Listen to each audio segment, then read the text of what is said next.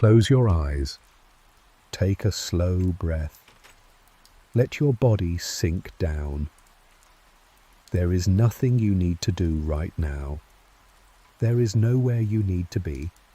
We are just going to talk quietly about something soft and old, something from a long time ago.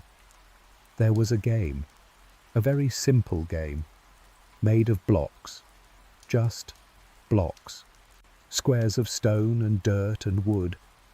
That was mostly it. You could place them, you could break them, and somehow that was enough. The game was called Minecraft, but not the Minecraft you might know today. This was an earlier version, a quieter version, a version that felt more like a secret. It was called Beta, Minecraft Beta. It began in December of 2010. December is already a slow month, a cold month, a month of short days and long nights. And that is where this story begins. Before Beta, there was something called Alpha. Alpha was even earlier, even smaller, even rougher around the edges. In Alpha, the game was still being put together. It was like watching someone build a house before the walls were finished. You could see the framing, you could see the shape of things, but there were gaps. There were missing pieces. When Beta came, some of those gaps were filled. Not all of them, not even most of them, but some. And that felt like something. It felt like progress, slow, quiet progress. The people who moved from Alpha into Beta remembered what it had been before. They carried that memory with them, the way you carry the memory of a house you used to live in. You remember how the light came through the windows. You remember the sound of the floors, even when you are somewhere else, even when things have changed.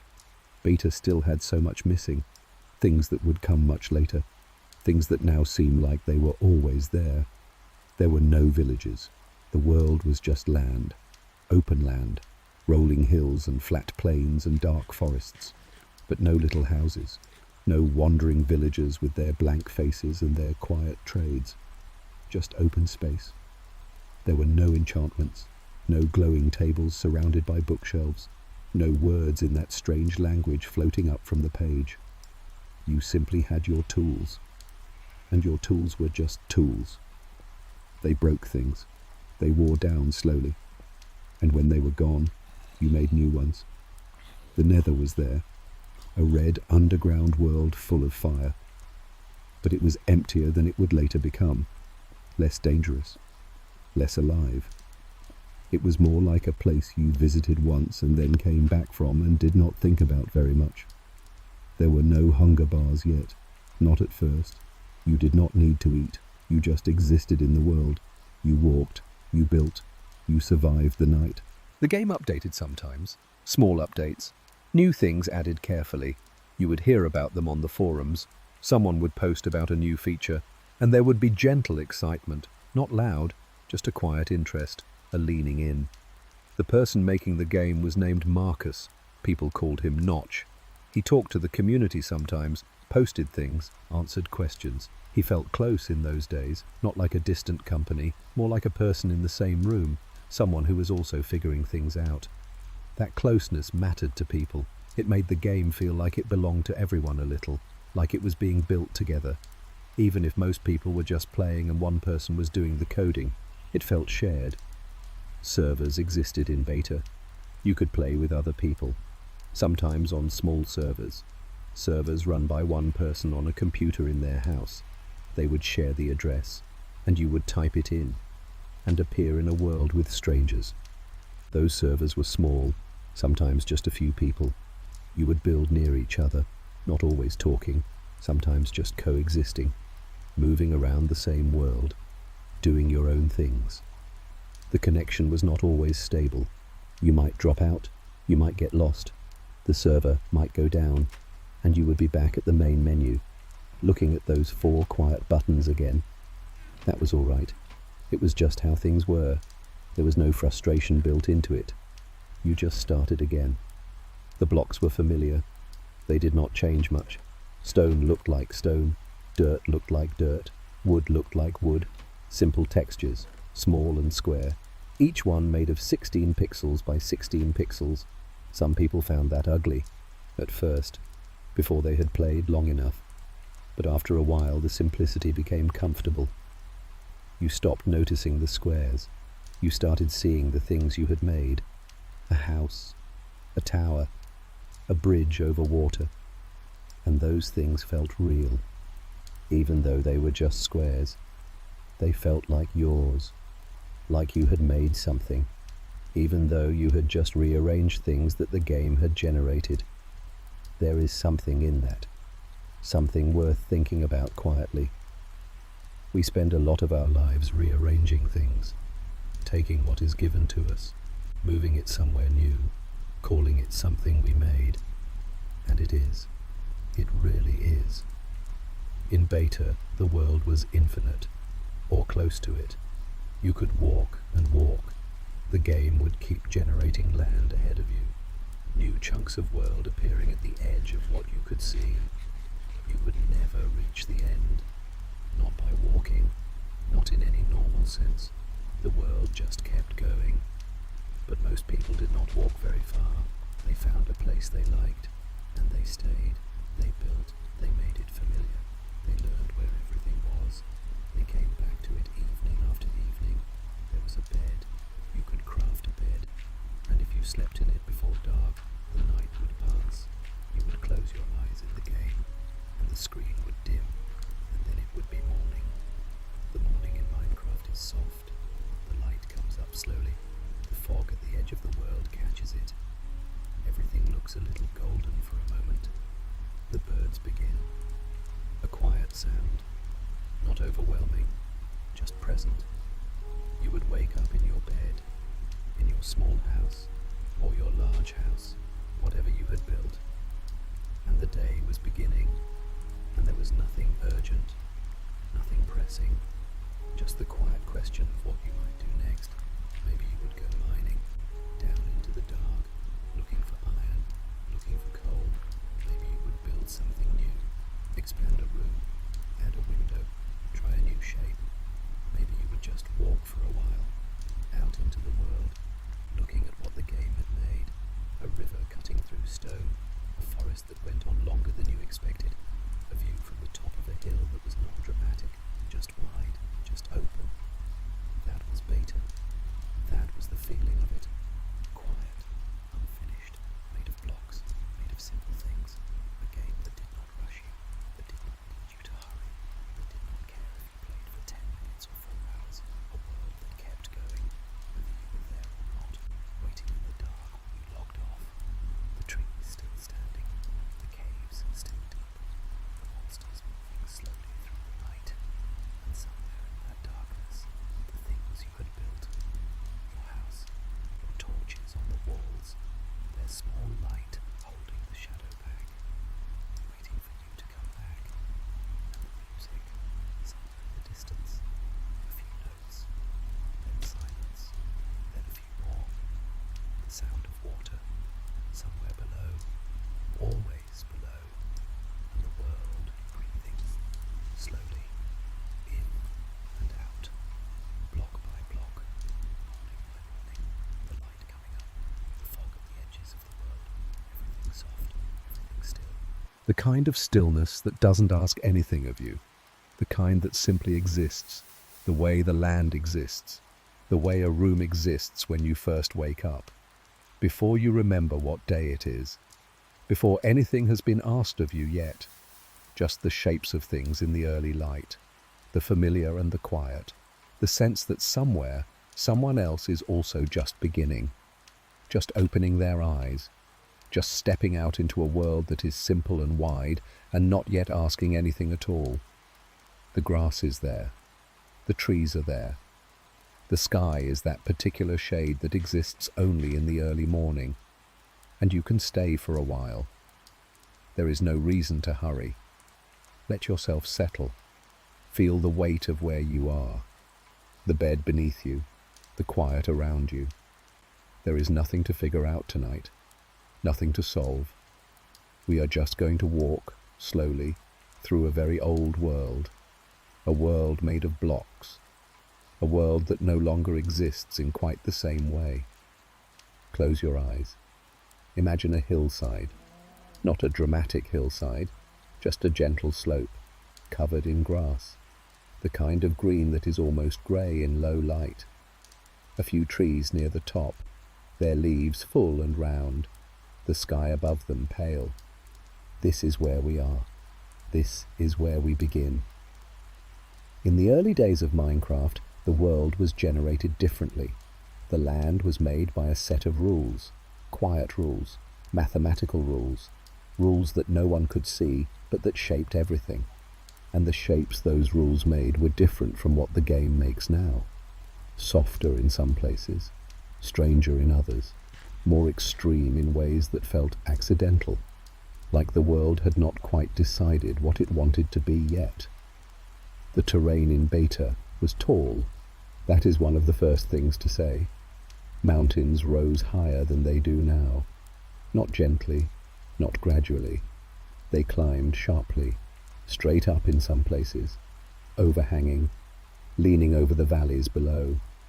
You would be walking across flat land, grass on either side, a river nearby maybe, and then the land would just rise, quickly, without warning, a wall of stone and dirt going up and up. Some of those mountains had no trees near the top, just bare stone, grey and quiet, with patches of snow if they were high enough. The snow sat still on the stone. It did not fall. It was just there, placed by the rules of the world, resting on the tops of things that were tall enough to earn it. From up there you could see a long way. The fog would be at the edges. Always the fog. We will come back to the fog.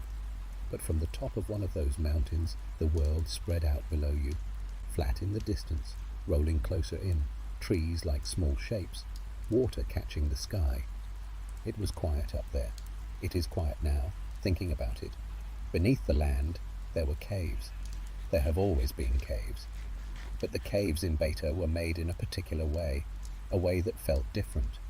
They were carved by a process that the game used, a kind of tunneling. The rules would trace a path through the stone, winding, turning, sometimes wide, sometimes narrow, and because the rules were simple, the results were sometimes strange. You would find a cave that opened into a chamber. The chamber had no special purpose. It was just there, a hollow in the earth, stone ceiling far above, darkness filling the corners. You would hold your torch. The light would push back a small circle of dark, and beyond that circle, nothing. Just the sound of dripping, just the feeling of depth. The caves did not always connect. Sometimes you would follow a tunnel and it would simply stop, a dead end, stone in front of you, stone on either side, and you would have to decide, dig further or turn around. Often there was water. Water moved through the caves in thin streams, coming from somewhere above, falling down in quiet curtains, pooling at the bottom of slopes, spreading slowly across the floor. If there was lava nearby, the water and lava would meet, and stone would form, quietly. Just a new wall where there had been open space.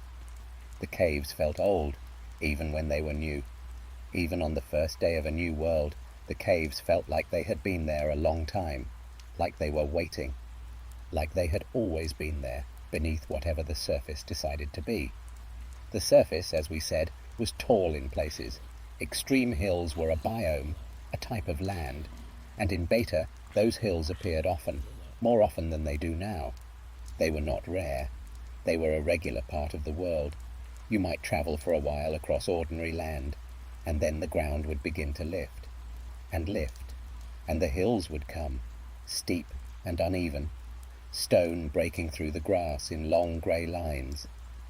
Some of those hills had overhangs, stone that jutted out over empty air. You could stand underneath and look up at the rock above you, the shadow it cast, the grass and dirt on top of it, growing there as if nothing was unusual, as if it was perfectly normal to have soil hanging over your head. It was not exactly beautiful. It was something else, something harder to name, something like the feeling of a place that does not know it is being looked at. Animals sometimes fell off those overhangs, Cows and sheep walking across the top without noticing the edge, tumbling down, landing somewhere below, unhurt or almost unhurt, standing up again, continuing to wander, as if nothing had happened. Let that image sit for a moment. A sheep, standing at the bottom of a cliff, looking at nothing in particular, the world very quiet around it. There were experiments in those days with snow, with cold worlds. The generation of snow and ice was not fully sorted out yet. The rules were still being adjusted. Sometimes a world would generate with snow in strange places, not just on mountains, not just in cold biomes, but spread more widely, covering ground that should have been green, filling valleys with white. Those worlds felt different, quieter, more enclosed. The white of the snow made the sky look darker by comparison, made the trees look sharper. If you found a snow world in Beta, it was a particular experience. The land was familiar in shape, hills and valleys and caves beneath. But the color was wrong, or different, everything muffled, everything still. Walking through snow in the game made a sound, a soft crunch, repeated with every step, a rhythm, a slow rhythm, and the snow covered everything evenly. The tops of leaves, the edges of cliffs, the ground around the trees. The world looked clean, like it had been simplified even further, reduced to shapes, white and dark. Nothing complicated. Those cold worlds sometimes felt lonely in a way that other worlds did not. Not a sad loneliness, just a deep quiet, the kind of quiet that snow brings to the real world too. When everything outside is covered and the sounds are absorbed and the world goes soft, we can rest in that image for a moment. A snow world. No footprints but yours. The trees standing in rows. The sky a pale grey. The sound of your steps. And nothing else. Now, let us walk. Let us walk a very long way. In Beta, if you walked far enough, you would find something. Something that the world was not supposed to have. Something at the edge of what the rules could handle. It was called the Farlands. The Farlands were not planned. They were not designed. They were what happened when the mathematics that made the world began to fail. Far from where you started, the numbers that generated the terrain became too large to work properly, and the world began to break apart, slowly at first, and then completely. What you would find, if you walked long enough, was a wall. Not a clean wall, not a flat surface, but a wall of terrain that had lost its shape. Imagine stone and dirt and grass pressed together in a mass, stretching from below the ground all the way up into the sky, full of holes, full of tunnels, a kind of foam made of earth, something that had once been terrain but had forgotten the rules. It was not threatening, it did not move, it just stood there, enormous, wrong, patient. On the other side of the wall, if you pushed through, the land was different, flat, absolutely flat, or broken in other ways. The world had given up pretending to be a world. Players who found the far lands often just stood and looked. There was nothing to do there, nothing to mine that was not everywhere else.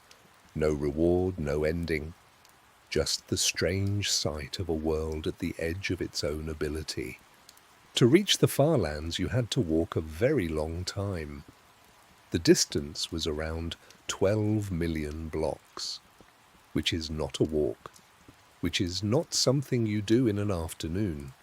Some players used methods to move faster, water currents, minecart tracks laid one after another, moving forward for days, weeks in some cases, real weeks, leaving the game running, checking on it sometimes, watching the land scroll past. The land on the way there was not exciting. That is an important thing to say. It was just land. More hills, more plains, more forests like the ones you had left behind. The same biomes, repeating slowly, which is its own kind of meditation. The same things, slowly, for a very long time, until the world finally changed. Not many people made that journey, but the people who did wrote about it, described what they found, posted screenshots on forums, and other people read those descriptions quietly and imagined the walk and the wall and the strange flat land beyond. The far lands were removed later, when the mathematics were fixed, when the numbers were handled better. The world no longer broke at that distance, it just continued, normal and quiet. But for a while they were there, a secret at the edge of things, a place where the rules forgot themselves. Let us come back now, back from that great distance, back to somewhere closer, somewhere with fog. The fog in Beta was heavy, very heavy. If you stood on that mountain we imagined earlier, the world would fade at the edges, not gradually, quickly. The land would simply disappear into a white or grey or pale blue haze.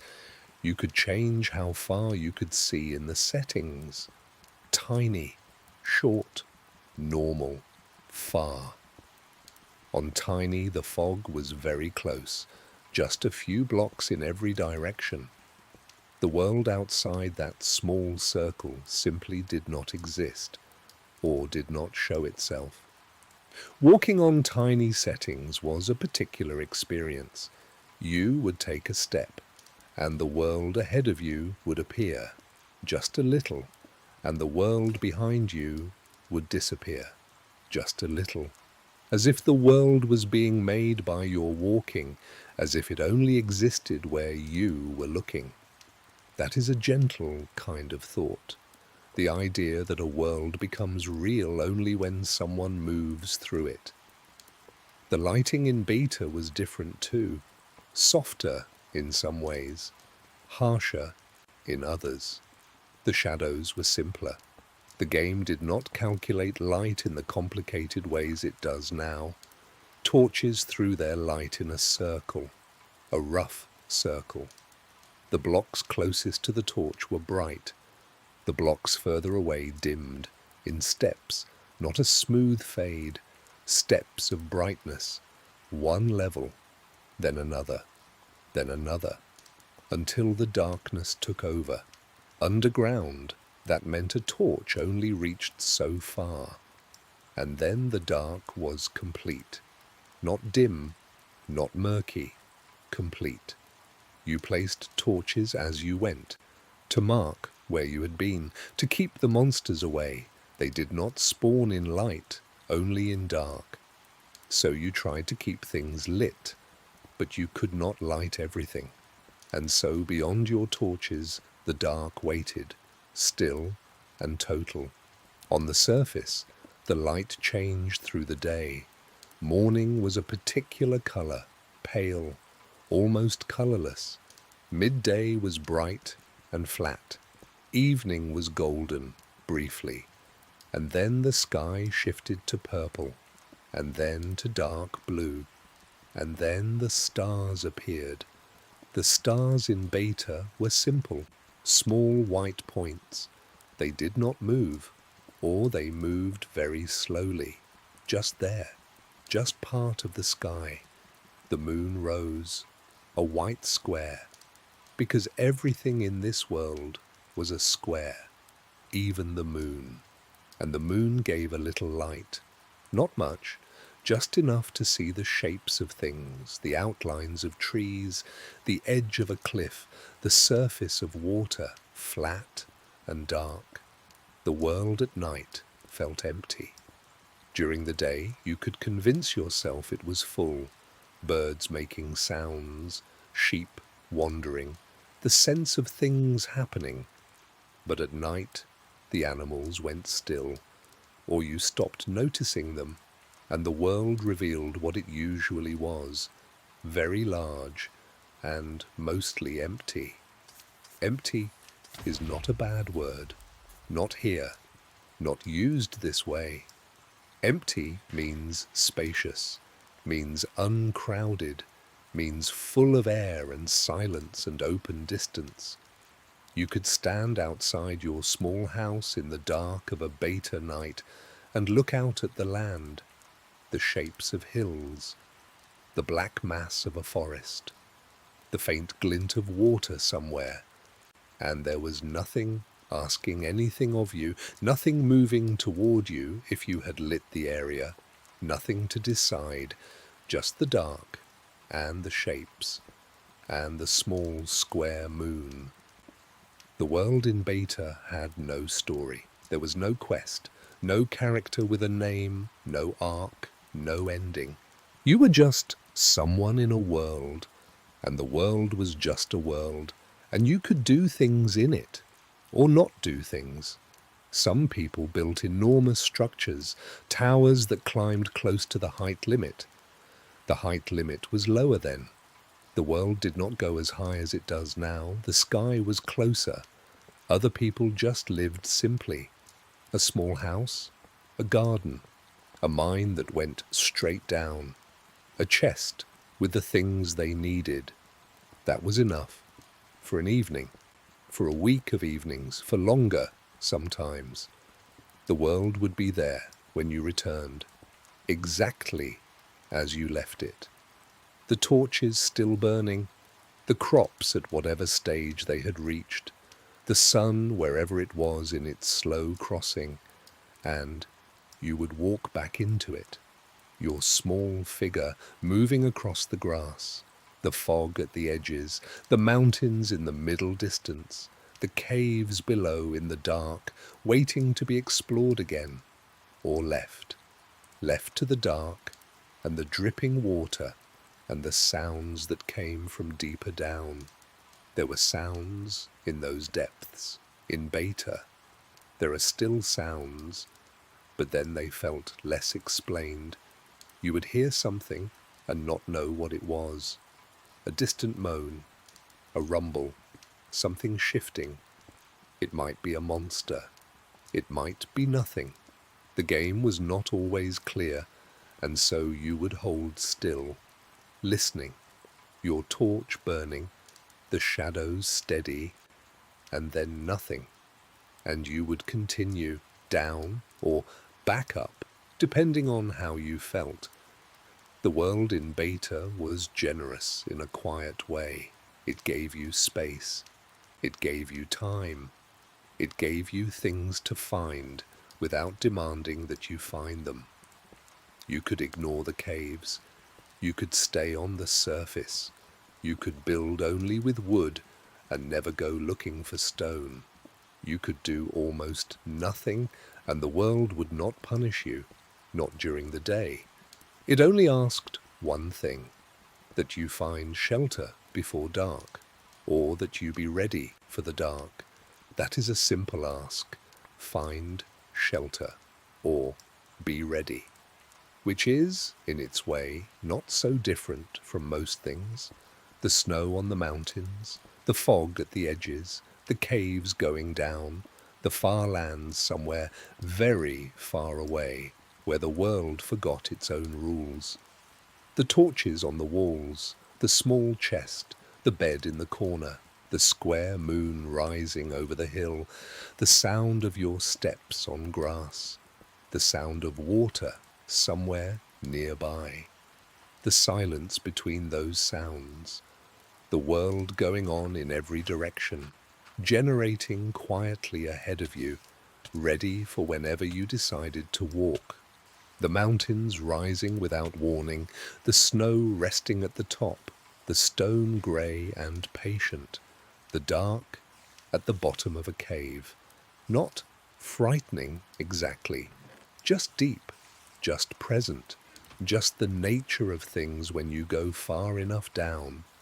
There are always levels below the one you're standing on.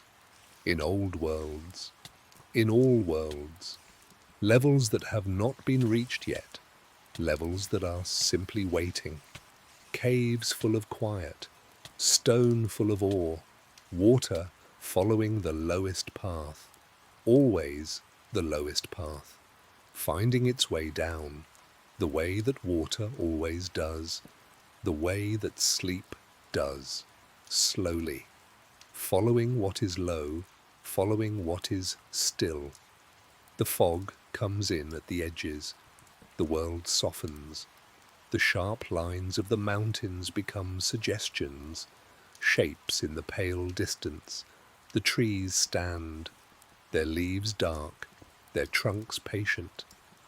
The grass below is soft, the ground is level here, no cliffs nearby, no caves breaking the surface, just the flat land, and the quiet, and the small square stars beginning to appear in the early dark, one by one, without hurry, the way stars do, the way things do when they are not trying to be noticed, just becoming present, slowly, in the wide dark of a world that has no edges, or edges so far away they might as well not exist, just the ground beneath you, and the air, and the soft sounds of a world that is mostly still, mostly waiting, mostly just there. Settle in now. Let your body go heavy. Feel the surface beneath you, holding you up. You do not have to hold yourself up tonight. That is already being done for you. We are going to visit a quiet world, an old world, made of blocks, made of simple things. There were creatures in that world, not frightening creatures, not tonight. Tonight they are just shapes, just presences, moving slowly through the dark, or standing still in the sun, or wandering without purpose across the wide green land. Let us begin in the daytime. The sky is pale blue, the sun is somewhere above, the grass stretches out in every direction, and in the distance something moves. It is green, it is tall, it has no arms, it is a creeper. The creeper was there from very early, before beta, even before alpha in some ways. It was one of the first creatures the game ever had. It did not roar, it did not announce itself, it simply moved on 4 small legs, its face fixed in an expression that was not quite a frown, not quite anything, just a face, permanent and still. During the day, a creeper would walk. It had a direction, roughly. It moved toward you if you were close enough. If you were not close, it wandered, without urgency, without any particular goal. You might watch one from a distance and it would seem almost peaceful, a green shape moving across a hillside, not hurrying, not stopping, just going. The danger of a creeper was not in its appearance, it was in its sound, or rather, in the absence of sound. The creeper made no footstep sound on the grass. It arrived beside you quietly, and then it hissed, a soft sound, a quick sound, and then it swelled, very briefly, and then it was too late. But we are not going to think about that tonight. Tonight, the creeper is far away, on the other side of the hill, moving slowly through the long grass, going somewhere we are not. We can watch it from here, from a safe distance, in the afternoon light. It does not know we are watching. It does not look back. It just walks. The skeletons came at night. They did not walk during the day. Sunlight hurt them, set them on fire slowly, and so they belonged to the dark. A skeleton in beta carried a bow. It always carried a bow. That was its one thing. That was all it needed. In the earlier versions, the skeleton was not very accurate. It would aim in your direction. The arrow would come, but not always close. Sometimes it would miss by a wide margin, land somewhere nearby in the dirt, and you would have a moment. a slow moment, to think about what to do. Later, the accuracy improved. The arrows came more directly, more reliably. The skeleton became better at the one thing it did, but even then it was not frantic.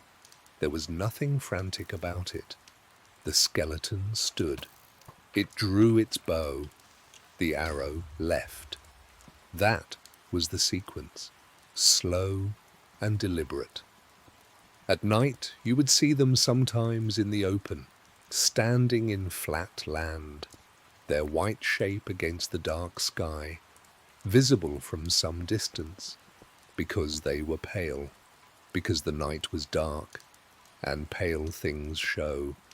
If you stayed away from them, they mostly stayed where they were, or moved slowly in your direction, never running, just walking, with that particular skeleton walk, stiff, even. They dropped bones sometimes, when they were gone, bones and arrows left on the ground where they had been standing. You could collect them. Bones had a use, arrows had a use, and then you would continue into the night or back toward shelter, depending on how brave you felt. Zombies were simpler. They have always been simpler. A zombie moved toward you. That was its nature. It did not have a bow. It did not have a strategy. It just came closer, slowly, arms out, making a sound. The sound a zombie made in beta was a low sound, a groan. It carried in the quiet night, not sharp, not sudden, just there, rising from somewhere in the dark, telling you where it was before you saw it. That was almost considerate, in its way, a warning built into the thing itself. You would hear the groan, and you would know something is near, something is coming, and it is not hurrying. Zombies in beta were slow. They did not sprint. That came later, much later. In beta, a zombie was something you could simply walk away from, if you had space, if you were paying attention.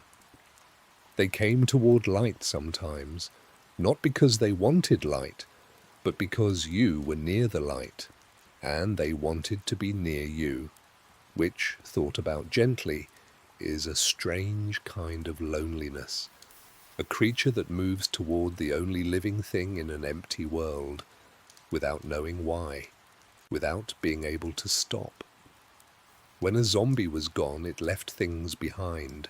Feathers in very early versions, then later, rotten flesh. Something you could eat if you were desperate enough. It would make you sick, briefly, but it was there. It existed, a last resort. We will talk about eating in a moment, or the lack of needing to eat. But first, let us sit with the night for a little while. The night in beta was long, longer than the day, or it felt that way. You would finish your work in the late afternoon, come back toward your shelter, watch the sky shift, the light going golden, then purple, then dark, and then the sounds would begin. The distant groan of a zombie, the click of a skeleton somewhere, things waking up as the sun went down, and you would be inside, behind your walls, your torches burning, or you would be outside, prepared, watching. Either way, the night felt long and quiet in a particular way, not silent, but quiet. The sounds were spread out, one thing, then nothing, then another thing far away. A creeper on the hill, a skeleton by the trees, a zombie somewhere beyond the water, and you, in the middle of it, small, holding a torch or a sword, waiting for morning. There was no hunger in early beta. That is an important thing. It changed the way the game felt. You did not need to eat. Not urgently, not regularly. Food existed. You could find it. You could cook it. But your character did not have a hunger bar, a row of drumstick shapes that slowly emptied. That came later. Without hunger, the game was less demanding. You could go a long time without thinking about food at all. You could focus on other things. Building, exploring, surviving the nights. When hunger was added, it was a small change, but it shifted something, added a quiet pressure, a need that had not been there before, the world asking a little more, requiring a little more attention. But in the earlier days of beta, you were free from that. You could play for an evening and never once think about eating. And the world did not mind. The animals were there, even then. They have always been there. Cows and pigs and sheep moving across the grass, chickens moving in their quick way, heads bobbing, going nowhere particular. They wandered. That was their main activity. Wandering, finding grass, standing near water, moving away from you if you got too close. They were not smart. They did not need to be. They existed to be there, to populate the world, to give it the feeling of life. And they did, even simple as they were. A cow standing on a hillside, looking at the middle distance, chewing, maybe, or just standing. That image is enough. That image fills the world, makes it feel less empty. Farming in beta was possible, but simple. You needed water nearby. You needed seeds. You needed a hoe. You would find grass. Break it. Sometimes seeds fell. Small things. Collected. You would find water. Dig a small trench. Fill it. And then till the soil near it. The soil would darken. Ready. And then you would plant the seeds and wait. The crops grew slowly, in stages. You could not rush them. You could only come back, again and again, and check and wait. There was wheat, and from wheat you could make bread, and bread was food. Simple food, the kind that kept things running. Chickens sometimes left eggs. You could collect them. You could throw them. A chicken might appear where they landed. That was a small, strange thing. An egg landing on the ground and a chicken appearing, new and slightly confused, standing in the spot, already beginning to wander. Pigs were simple. Cows gave leather, gave beef. Sheep gave wool, wool for beds, wool for colour, sometimes. The farming was not complicated. It was just a cycle. Plant, wait, harvest, plant again. The same small cycle repeated in the evenings, while the sun moved, while the world was quiet. Then one day, in beta 1.4, something new arrived.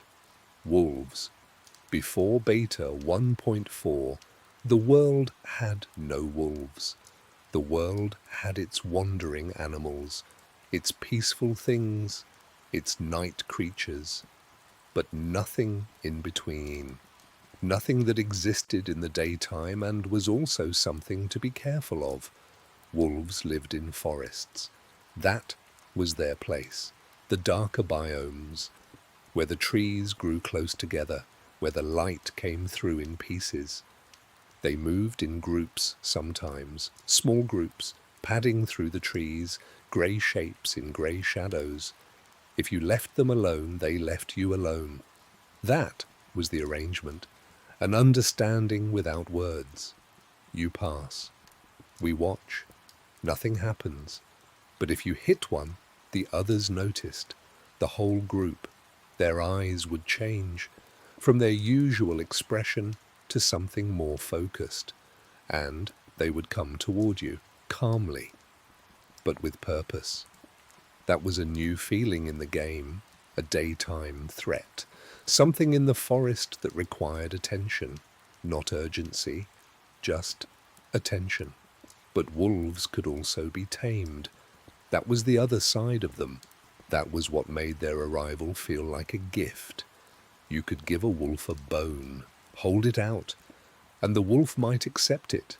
It might not. Sometimes it took several bones, several offerings. But when it worked, the wolf's collar appeared, red, a small red band around its neck, and the wolf would sit and follow and stay near you. Having a wolf changed the nights, not dramatically, but quietly. You were not alone in the same way. Something was walking beside you. Something had chosen to stay.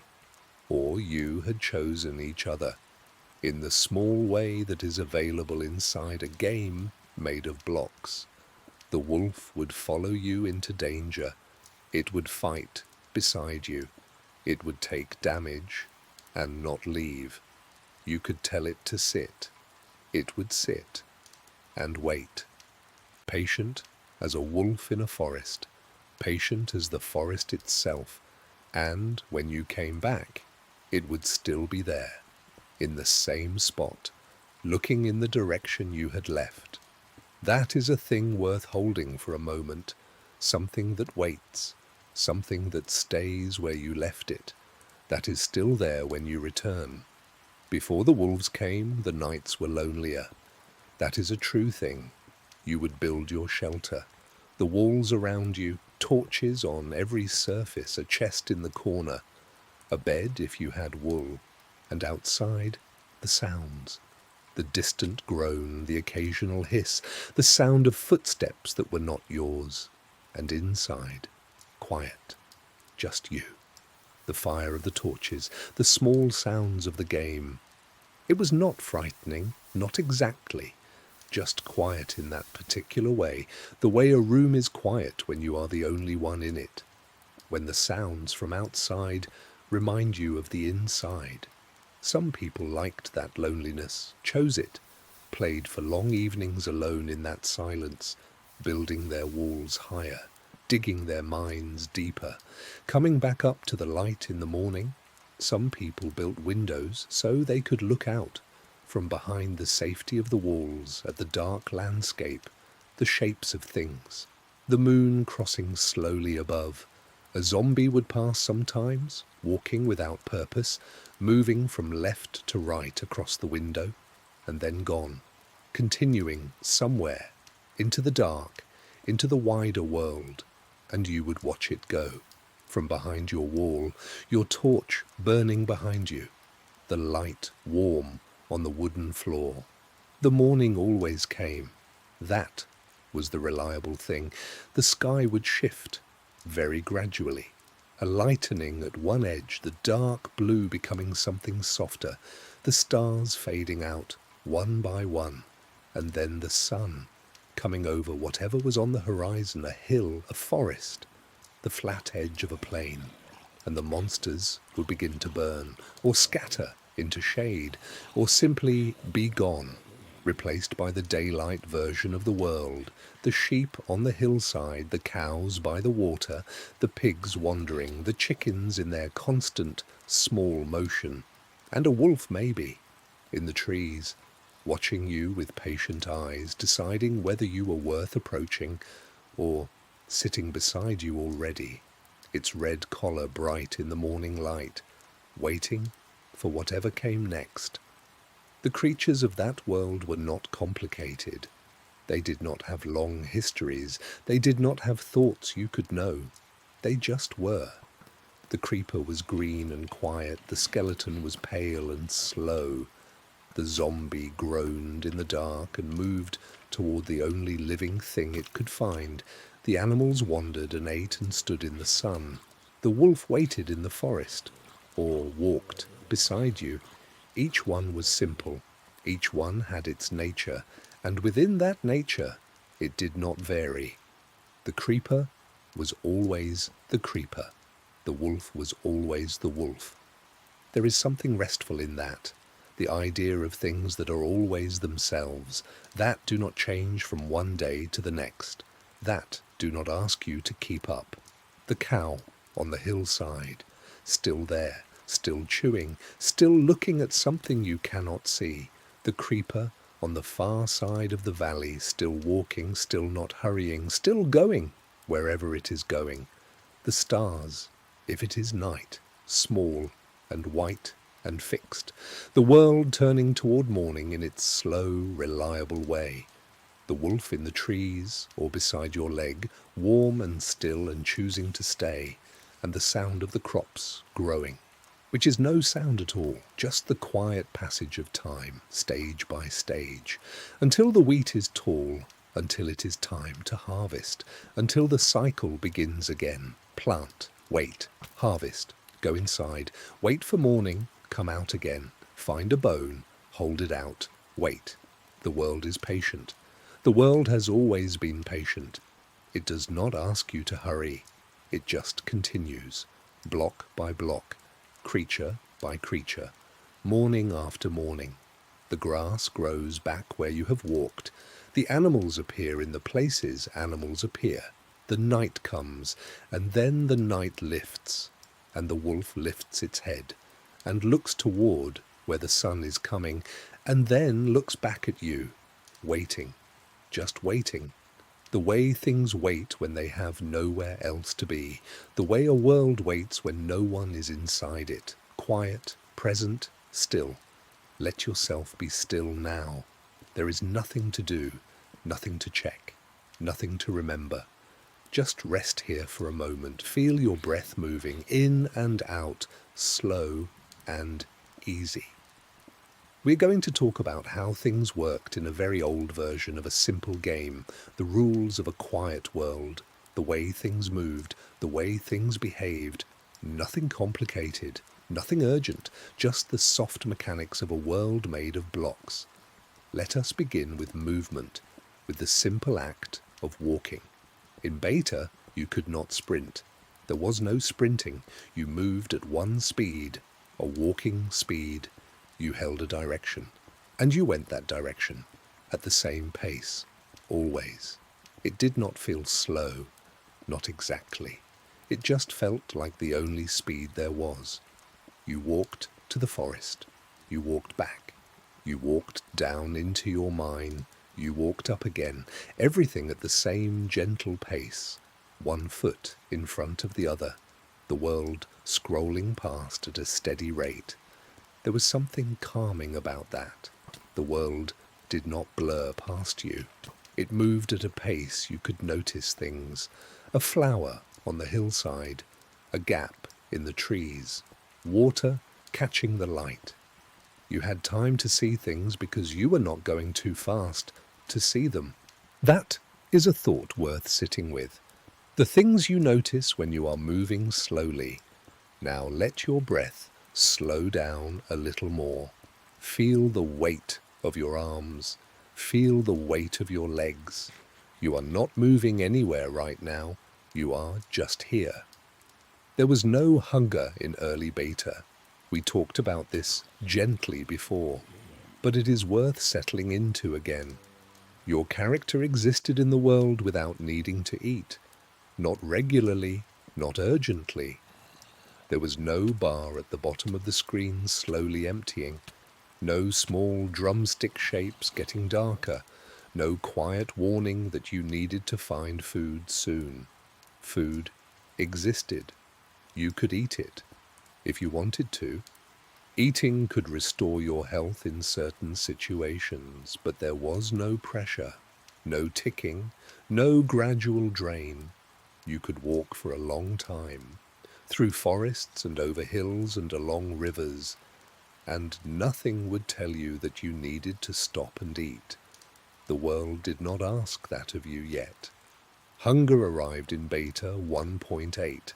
That was the version called the Adventure Update, a name that sounds exciting, but we are not going to say it that way tonight. It was just a change, a small addition.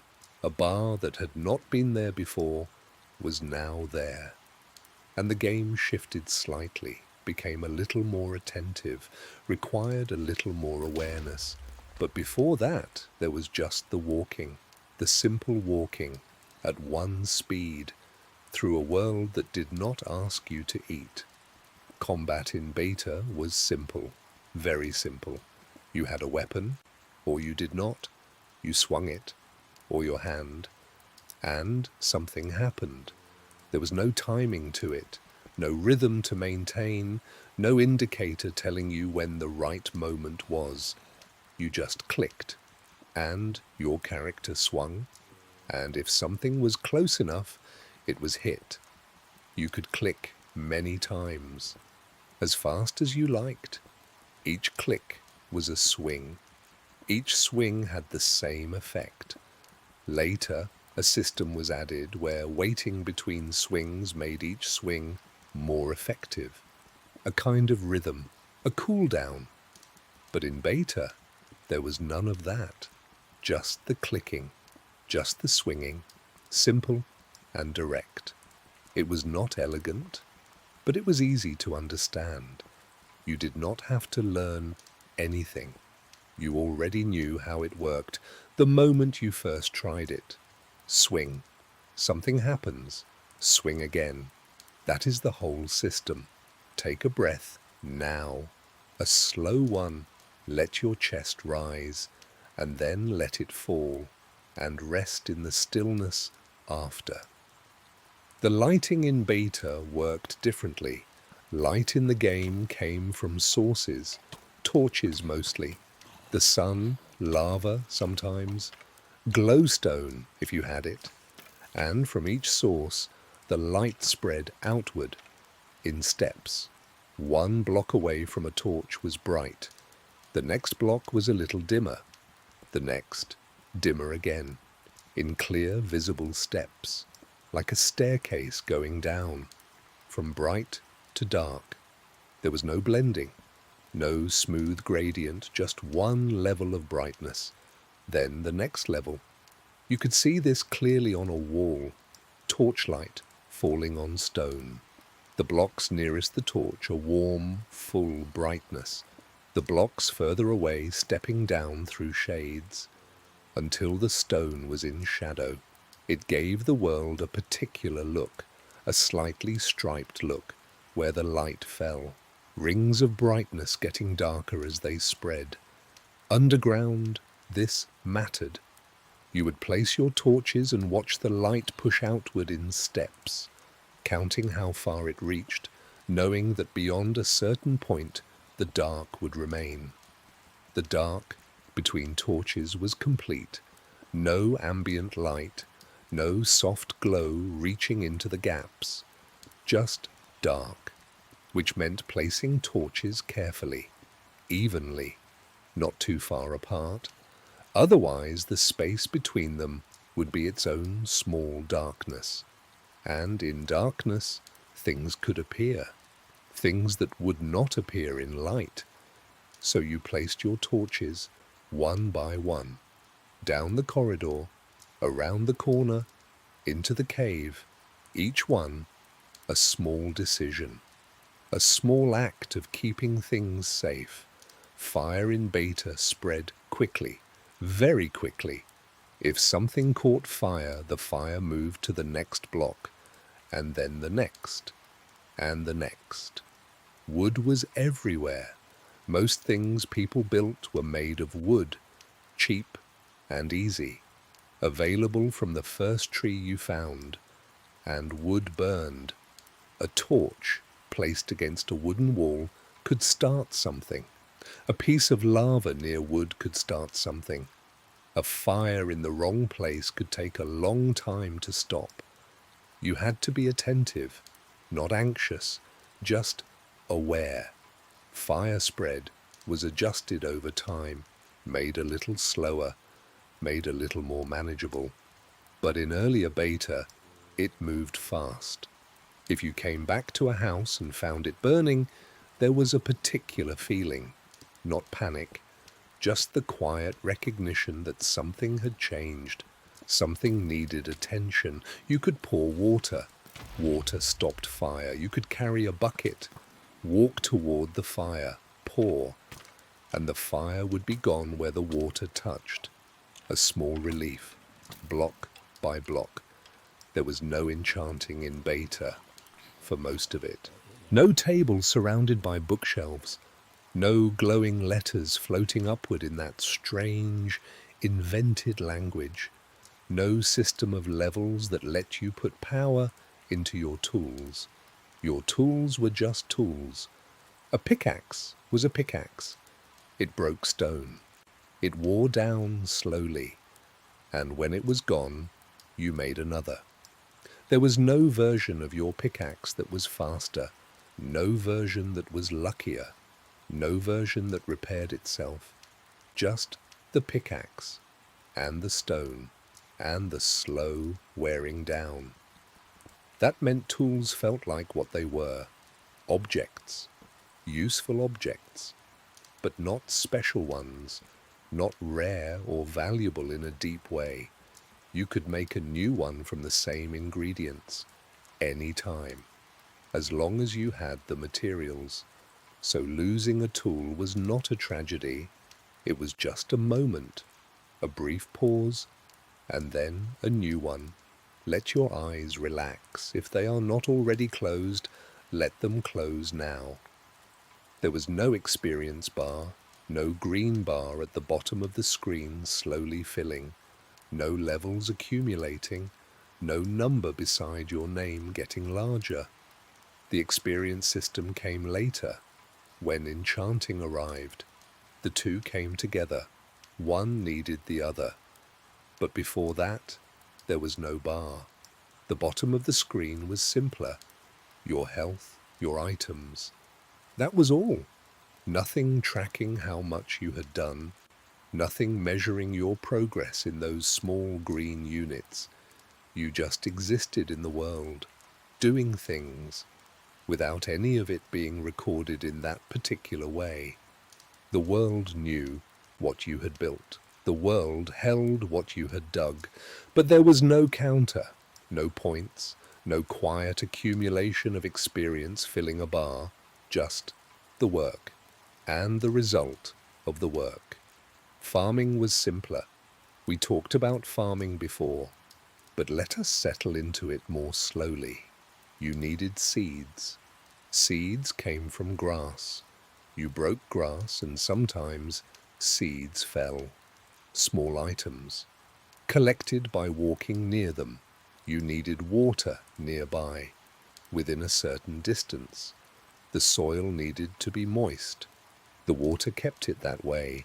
You tilled the soil with a hoe, a simple tool, wood or stone.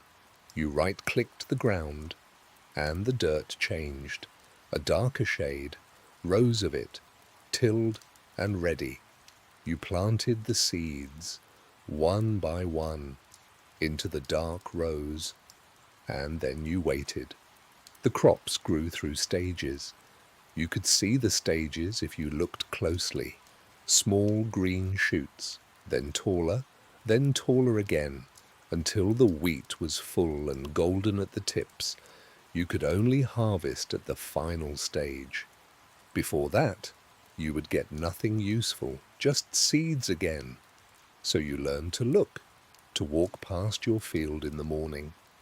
Check the stages, see how far along things were. The crops needed light. You could grow them underground if you had enough torches. The game counted light level. If it was high enough, the crops would grow. So some people built underground farms, safe from the night, safe from monsters, lit by rows of torches, the wheat growing quietly beneath the surface. You would go down to check it, walk the rows, harvest what was ready, replant, come back up. A quiet cycle, beneath the world, in the warm light of torches, the soft dirt rose, the wheat at different stages, some just planted, some almost ready. Breathe slowly now, feel your body settling. Boats in Beta were fragile. This is worth knowing. You could craft a boat. Wood planks, A simple shape. You could place it on water and get inside, and you could move across water, faster than swimming, faster than walking. The boat carrying you across the surface. Rivers and oceans became crossable things. The world opened up a little, but boats broke easily. If you hit something, a lily pad, a small obstruction in the water, the edge of a land, the boat would shatter, leave wood floating, leave you in the water, swimming. You could collect the wood, sometimes, if it had not drifted too far, build another boat. But you had to be careful. Pay attention to what was ahead. Steer gently, not rush into things. In calmer water, crossing by boat was peaceful, the world moving past on either side, the sound of water, the slight sense of gliding. You would look at the shore ahead, coming slowly closer, trees getting larger, the shape of the land clarifying, and then you would steer toward it gently and step out, and the boat would sit there at the edge of the water, waiting for you to come back. Or not. You could leave it there. It would stay, rocking slightly, or perfectly still if the water was calm. All of these things, the walking pace, the simple food, the direct combat, the stepped light, the fast fire, the plain tools, the simple farming, the fragile boats, none of them were wrong, none of them were mistakes exactly. They were just the way things were. The state of something still being built, a game in progress, rules that were still being decided, a world that was still finding what it wanted to be. And playing in that world was playing in something unfinished, something open. There is a feeling that comes with things that are unfinished, a feeling of possibility, the sense that the next version might add something unexpected, but also a feeling of simplicity, the feeling of something that has not yet become complicated, before the layers accumulated, before the systems built on other systems, before there was so much to learn. There was just the walking, just the one speed, just the torches and their stepped light, just the wheat growing in rows, just the boat on the river, moving carefully, not too fast, watching for what might be ahead. Let that image stay for a moment. The boat on the river, moving slowly, the water on both sides, the trees along the bank, the sound of water, quiet and constant.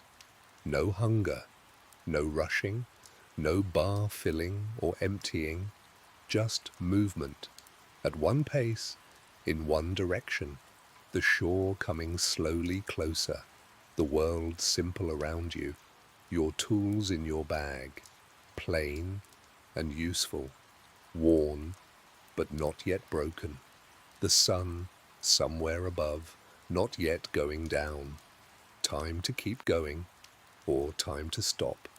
Either one is fine. The world does not mind. The boat rocks gently. The water holds it, and everything is still, and everything is simple. And the next thing can wait a little longer.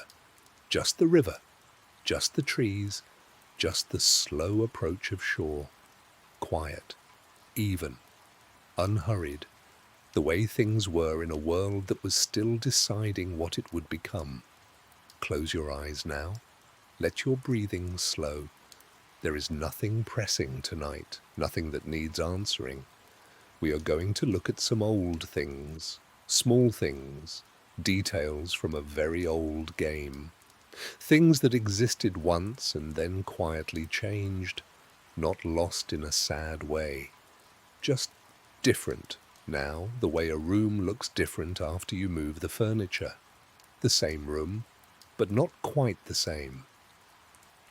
Let us begin with something simple. A block, A grey block? Cobblestone.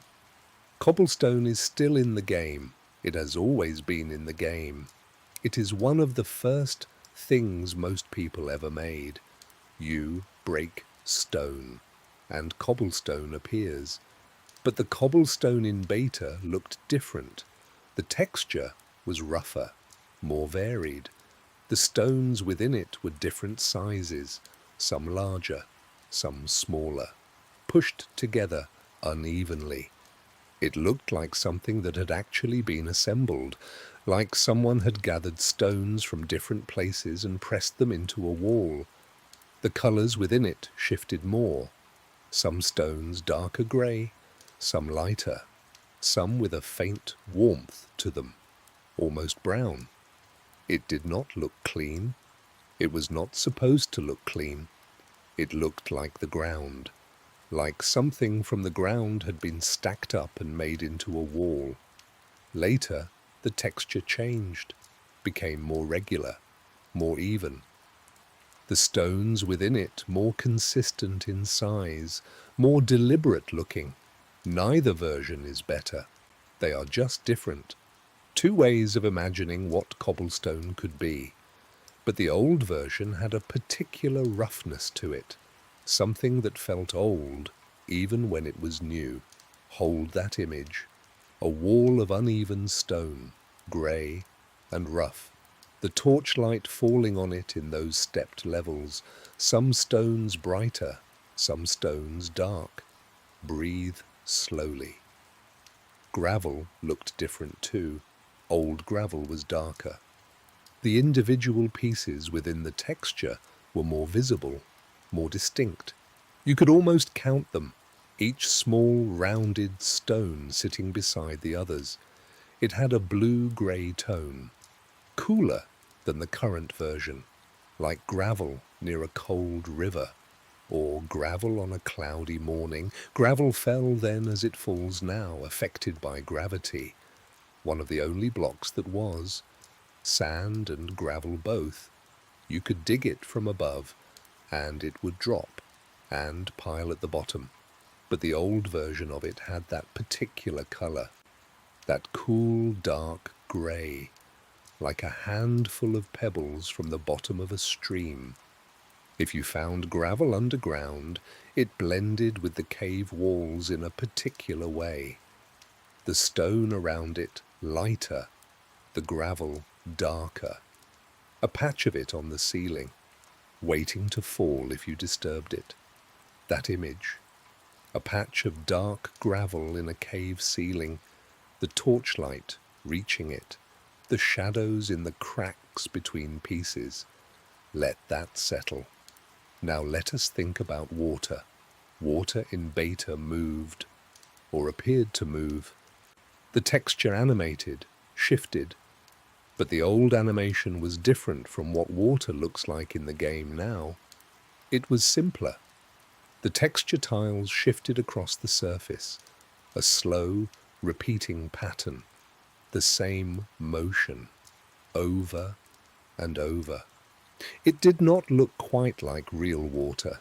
It never did. It looked like game water, like a representation of water, a simple symbol for the thing. But the old animation had a particular rhythm to it, a slow rhythm, regular, predictable. You could watch it for a long time.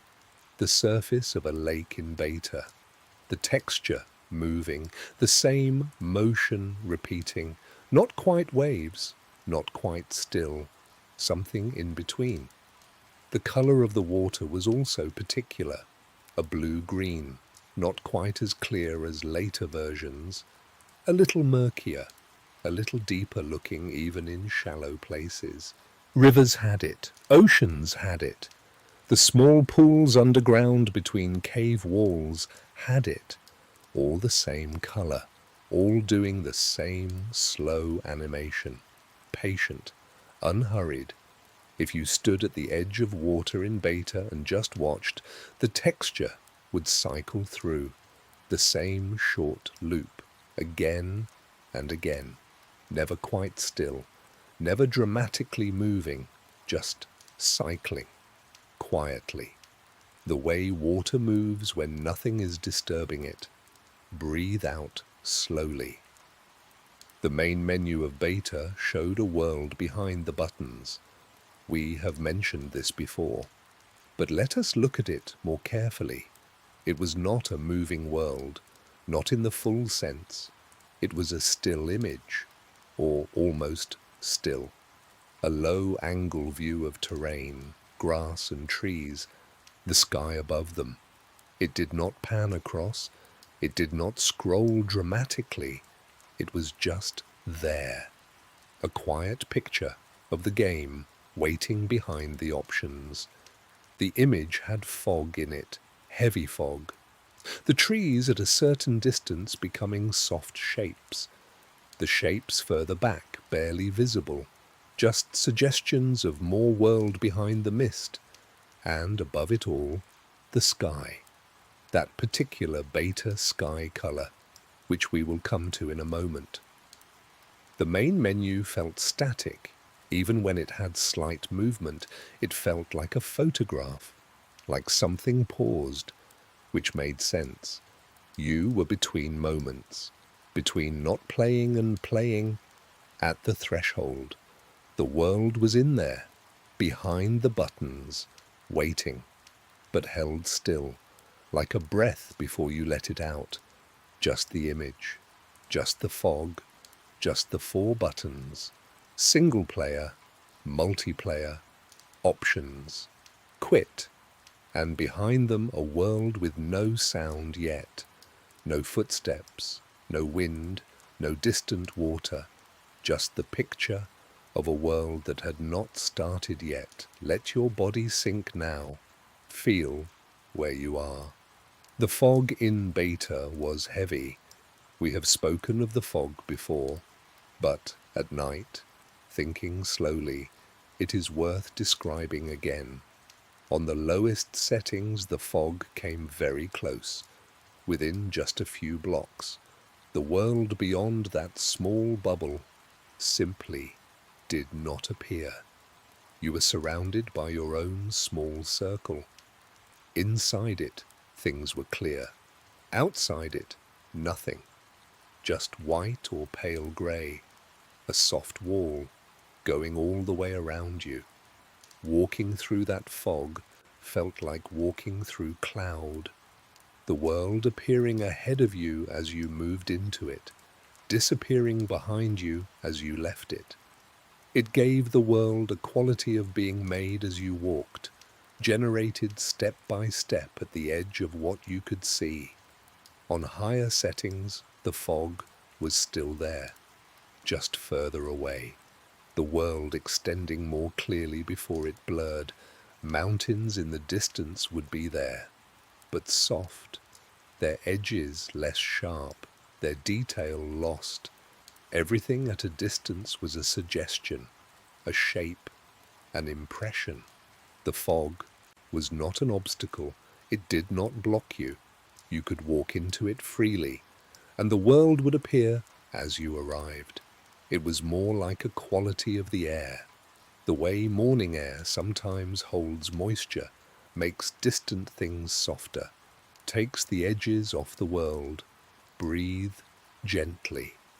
The sky in Beta was a particular color. During the day it was blue, but a specific blue. A little more saturated than later versions, a little brighter. Not the pale washed blue of a hot summer day. Something richer, something that felt painted, the way a child might paint a sky, the way you imagine sky more than you see it. At the horizon, the sky met the fog, and there was a line there, where the blue above became the pale haze below, a soft transition, but visible. At dawn and dusk the sky shifted, orange and red appearing at one edge, the blue retreating, then the orange spreading, then fading, then the dark coming. Those transitions happened quickly, more quickly than real sunrises. A few minutes of game time. and the whole sky changed. But they were gentle while they lasted, the sky moving through its colours without announcement. At night, the sky went dark blue, deep and even, stars appearing, small white squares, many of them. The moon rising on one side, a white square moving across. The dark sky and the fog at the horizon blending into the same dark tone. So the world seemed to extend endlessly in every direction, no clear edge, just the dark going on, and the stars very still above it all. The world in Beta had no villages. We have mentioned this before. But in this particular kind of quiet, it means something to sit with. You could walk for a very long time, over hills, along rivers, through forests, across plains, and there would be no buildings, no lights in a window, no paths leading somewhere, no sign that anyone else had ever been there, just the land, generated by its rules, without any structures placed within it, no blacksmith with a chest of supplies, no well in the center of a square, no church tower visible from across the valley, just the shapes of the terrain, the things that grew there naturally, trees and grass and stone, water and hills and caves. It felt empty in a particular way, not lonely exactly, just undiscovered, like a place before anyone had come, before anyone had decided this was a good spot for a house. There were no strongholds either. Those large underground structures of stone brick corridors and rooms, with their libraries and their portals, none of that existed. Underground was just caves, natural caves, winding and unplanned, dark and dripping. If you dug down in Beta, you found stone, and more stone, and ore sometimes, and caves, and deeper lava. But not rooms, not corridors someone had designed, not something that had been placed there with intention, just the natural underground, undisturbed, deep and uniform. The world above and the world below both equally empty of made things, except for what you made, what you placed, what you built, which meant that the only structures in the world were yours. The only lights in the dark were your torches. The only walls were your walls. The whole world waiting to be the first place anything was ever built. Let that feeling rest. The Nether was simpler. It existed in Beta. You could go there, build your portal of obsidian, light it, step through, and you would arrive in a red world. But it was quieter than the Nether is now, less populated, less complicated. The terrain was what it has always been, netherrack, red and rough, going on in every direction. Lava falls somewhere, the sound of fire, the distant crackle.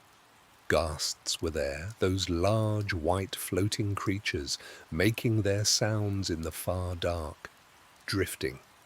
But many things that are in the Nether now were not there then. No Nether fortresses, those dark bridge structures of Nether brick, with their corridors and their particular dangers, no blazes spinning slowly in the firelight, no wither skeletons, no soul sand valleys, no warped forests, no basalt, no ancient debris, just the netherrack, just the lava, just the ghasts floating somewhere in the dark above. The Nether was vast and almost empty, a red landscape going to every horizon. You could walk in it for a long time and find only more netherrack, more lava, more red. The light there was strange, a dim, sourceless redness, not quite dark, not quite bright, something in between.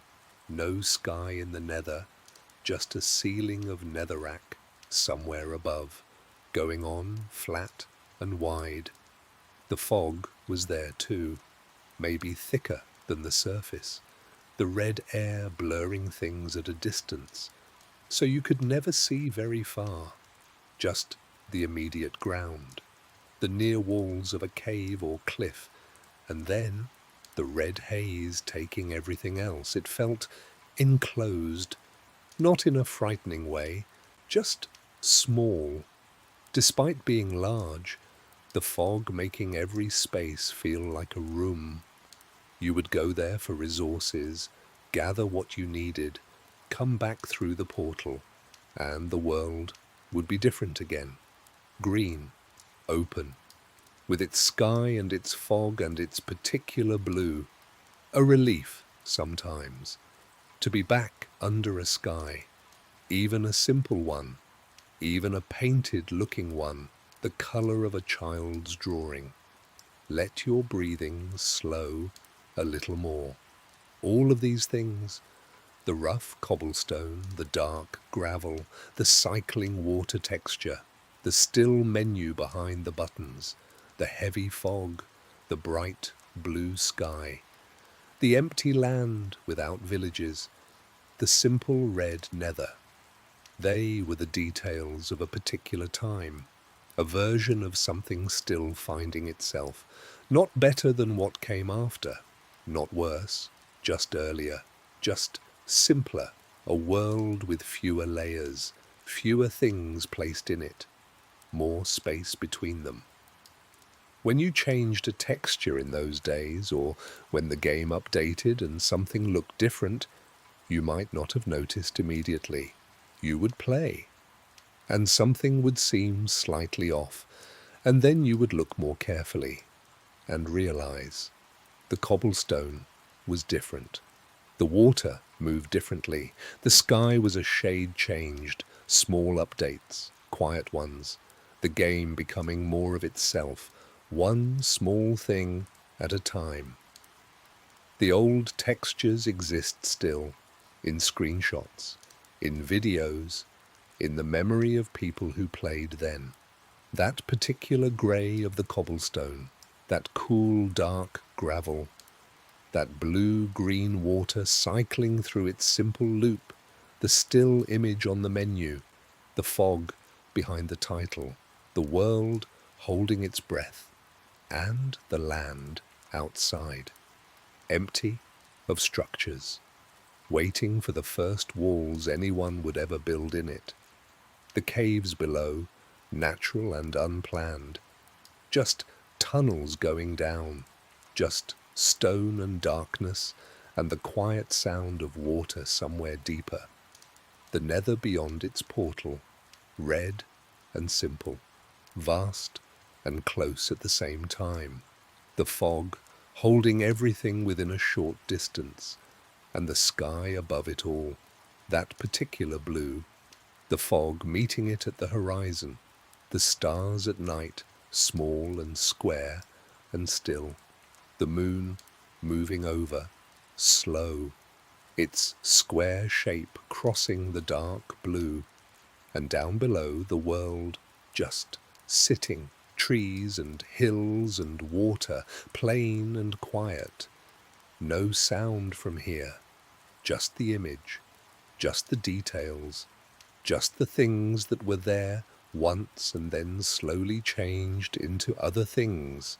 Still a world, still made of blocks, still going on in every direction. Just different now, the way most things are different after enough time. But for a moment, in the quiet, you can see them again. The rough grey stones of the old cobblestone, the cool dark pieces of old gravel, the water cycling, the fog at the edge of everything, the sky that blew, the menu holding still, the world behind it waiting to begin. Settle in now. Let everything go soft. Your shoulders, your hands, the space behind your eyes. There is nowhere to be tonight, nothing waiting for you, nothing that needs doing.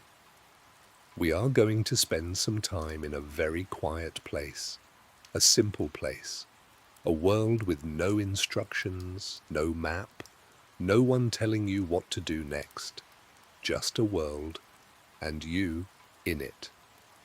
When you first arrived in Beta, there was no one to meet you, no character standing nearby with something to say, no box of text explaining what the controls were, no arrows pointing at the things you should notice. You just appeared, on some piece of ground. Somewhere, the world had decided to put you. And that was it. You looked around. There were trees, probably, grass beneath your feet, sky above, and silence. Or not silence exactly. The soft sounds of the world. Wind, maybe. Birds. Distantly. The particular ambient sound of a game world at rest. But no voice, no guide, no one saying, here is what you need to do, just the world, and the quiet understanding that you were going to have to figure things out for yourself.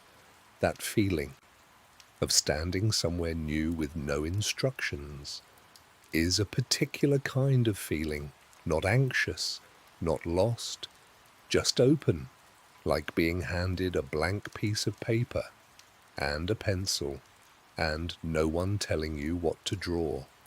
There were no advancements, no little notifications appearing at the side of the screen, no record of what you had done, no list of things to complete. If you made your first wooden pickaxe, the game did not acknowledge it. No sound, no banner, no small text saying you had done a thing. You knew you had done it because you had done it, because the pickaxe was in your hand, because you had figured out the shape and placed the pieces, and there it was. The satisfaction was just the thing itself, the pickaxe, the knowing, nothing external confirming it, no system tracking your progress, no invisible list getting shorter. You were not working toward anything the game had set out for you. There was no final goal in those days, no dragon waiting at the end of a journey, no credits to roll, no achievement called the end. There was just the world, and surviving in it, and building things in it, and that was the whole shape of it, which meant that whatever you did was what you had decided to do. Build a house, or not. Dig a mine, or not. Cross a river, or sit beside it. No wrong answers, no path you were supposed to be on. Let your body settle into that idea, the idea of no particular direction, no particular destination, just the open world and whatever pace you chose to move through it.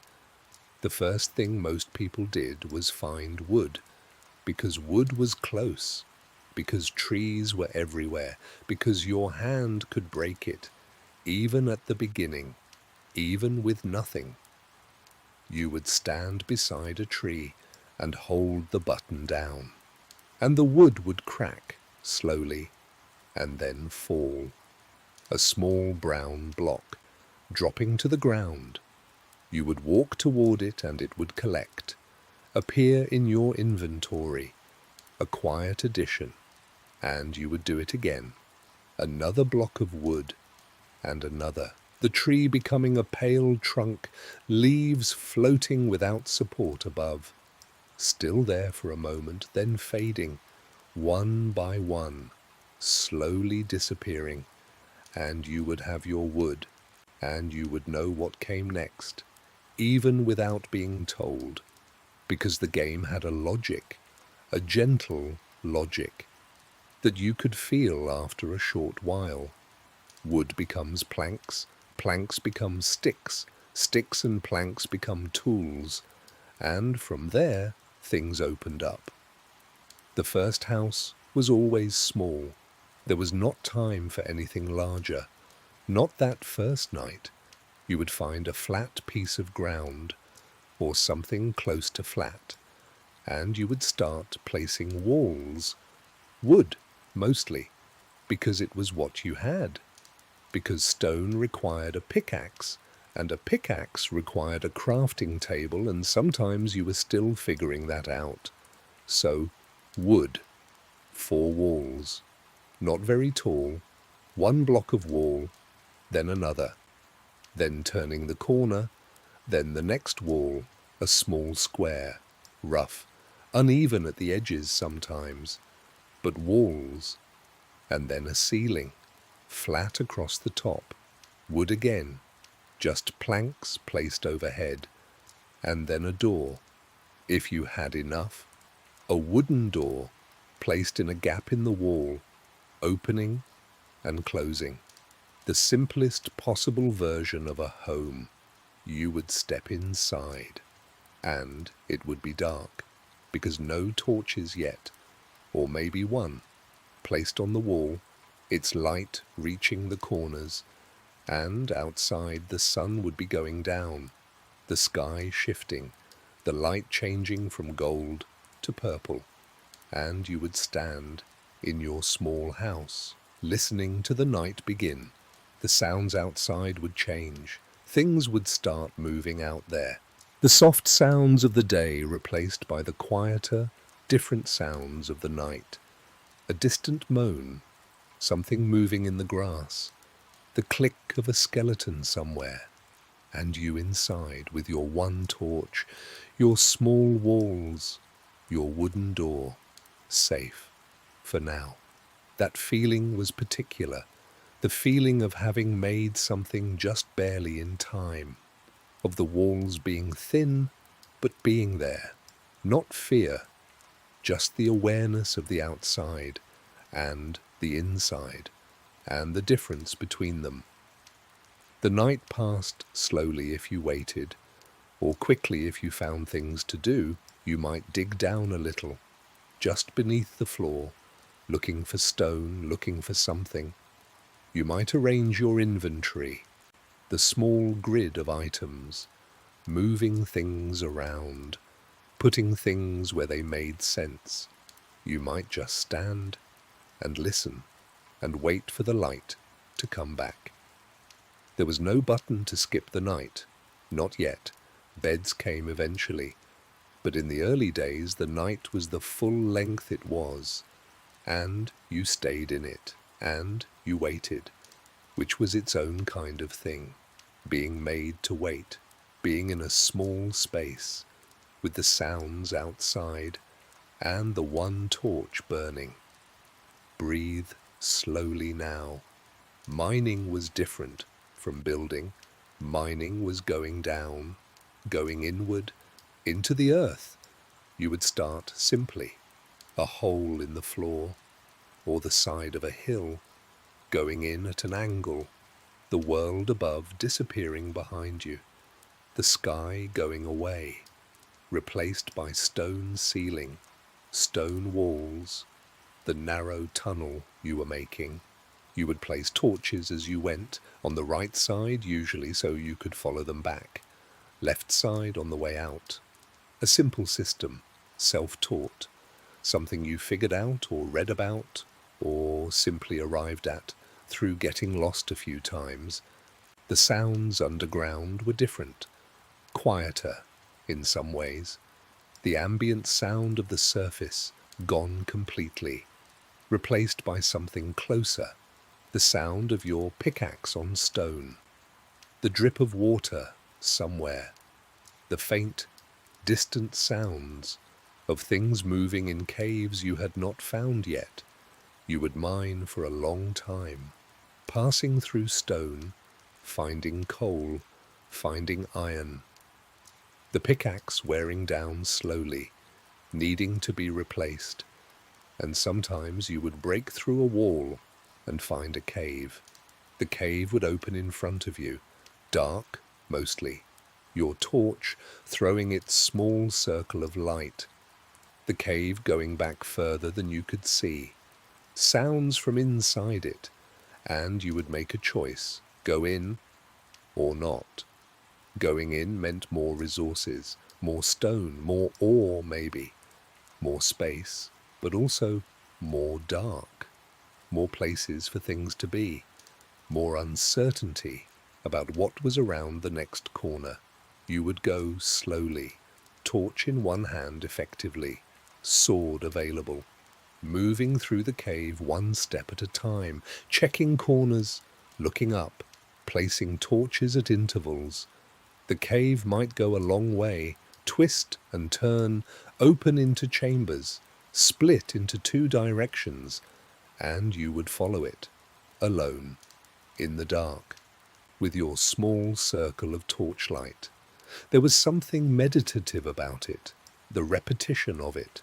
Step, look, mine, place torch, step again, the same actions, over and over, going deeper, your inventory filling slowly, cobblestone accumulating, iron ore appearing, coal here and there. The world above was still there, somewhere above the ceiling, the sky, the grass, your small house with its one torch. But down here it felt far away, like a different place entirely, like the underground was its own world, separate, silent in its particular way. You would turn back eventually, when your inventory was full, or when your tools were nearly broken, or when you had simply gone far enough, and you would follow your torches back, left side on the way out, the tunnel getting familiar, the turns you remembered, and then the hole upward, the tunnel going back toward the surface, the light changing, getting warmer, getting brighter, and then outside the sky, the air, whatever time of day it was, maybe afternoon, maybe almost evening again, and your house nearby, small and simple, made of wood, standing on its piece of ground, exactly where you left it. Let yourself breathe. There were mornings in Beta that felt like something. You would survive the night, stand inside your small house while the sky changed outside, and then the light would come.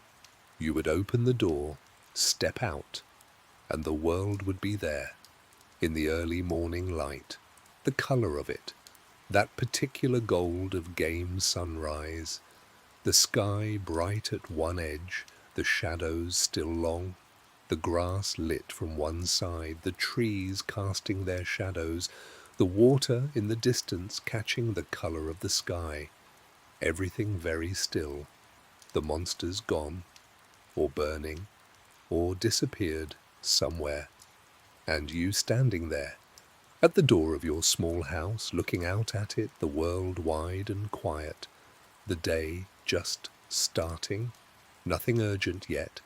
You might stand there for a moment, not doing anything, just looking, the sun rising, the shadows shortening, the gold light spreading, and the day opening, the whole long day, with its own quiet pace. No notification telling you what to do with it. No advancement saying you had survived your first night. No system acknowledging what had just happened. Just the morning, and the light, and the world going on. Some days you would build more. Extend the house. Add a room. Put a window in. A window was just a gap in the wall, or glass, if you had found sand and had a furnace. But a window changed things. Let the light in. Let you see outside from inside. You could stand at your window in the evening and watch the sky change from inside, safe behind your walls, which was a different feeling from watching it outside, more settled, more contained. Some days you would explore instead, walk in a direction, see what the world had put there, a river you had not crossed, a mountain in the distance you had been looking at for several evenings. The world was large, walking far enough in any direction, and the world would keep generating. New hills, new forests, new rivers, all made of the same blocks, all quiet, all empty of other people, just you moving through it, at walking pace, the only person in the world. That sounds lonely, said simply, but it did not feel lonely exactly. It felt private, like a space that was entirely yours, where nothing was going to surprise you with something you had not chosen. The world did what worlds do. It had its hills, its weather, its day and night, but it did not ask anything of you. It did not need you. It was simply there, and you were simply in it. And that was a kind of freedom, a quiet kind, the kind that does not announce itself. Evenings had a particular quality. When you had been building all day, or mining, or walking, and you came back to your house, which was slightly bigger than it had been, or the same, but familiar. You knew where the door was, you knew what was inside, the chest in the corner, the torches on the walls, the bed if you had made one, a home, small and made of wood, not impressive, not designed, just functional, just yours. You would go inside, and the sounds would change. The outside sounds muffled, the inside sounds small, your footsteps on wooden planks, and you would do small things. Sort your inventory, put things in the chest, make a new tool. None of it urgent, none of it pointed toward anything, just the small maintenance of existing in a world. And outside, the sky doing its slow change, the light going, the dark coming, and you not worried about it, because you had walls now, because you had torches, because you had done this before. The night would come, and you would be inside, already, and the night would pass, and the morning would follow, as it always did, as it always does. Breathe in and out. There was no one watching you play, no score, no record, no one to tell. You built your house and no one knew. You mined your cave and no one knew. You watched your sunrise from your doorway and no one knew it happened for you in your quiet world. And then you closed the game and it waited. Your house still standing, your torches still burning, your chest still holding its things, waiting for you to come back, the way a place waits, without knowing it is waiting, without needing anything from you, just there, in the dark of a world with no one in it, the trees standing, the water moving its slow animation, the sun going through its cycle, even without you watching, rising and setting, over your small house, over your mine entrance, over the landscape you had walked through, the world being itself, quietly, without audience, and somewhere in it a chest with your things, a door that opens inward, a window facing east, and the morning coming again, as it does, the light spreading across the grass, the shadows pulling back, the sky that blue, the fog at the edges, everything soft, everything unhurried, the day beginning, with no instructions, no goals, no direction given, just the open world, and the morning in it, and whatever you feel like doing with the quiet hours ahead, the trees nearby, the sound of nothing much, the light on the grass. We have spent a long time in that old world, walking its hills, sitting in its caves, watching its sunrises from small wooden doorways, and now the light is going, the sky is doing its slow shift, the fog is coming in at the edges of things. It is time to be still. That world is somewhere, quiet and waiting, The torches still burning, the chest still holding its things, the grass still that particular green. It does not need anything from you tonight, and neither does this one. Let your breath slow down. Feel the weight of where you are. The surface beneath you, the dark behind your eyes. The old mountains are there if you want them. The caves going down, the water doing its quiet loop. But you do not have to go anywhere. Not tonight. Just rest here, in the soft dark, while the world outside your window does what worlds do, quietly, without asking anything, just breathing, just stillness. Good night.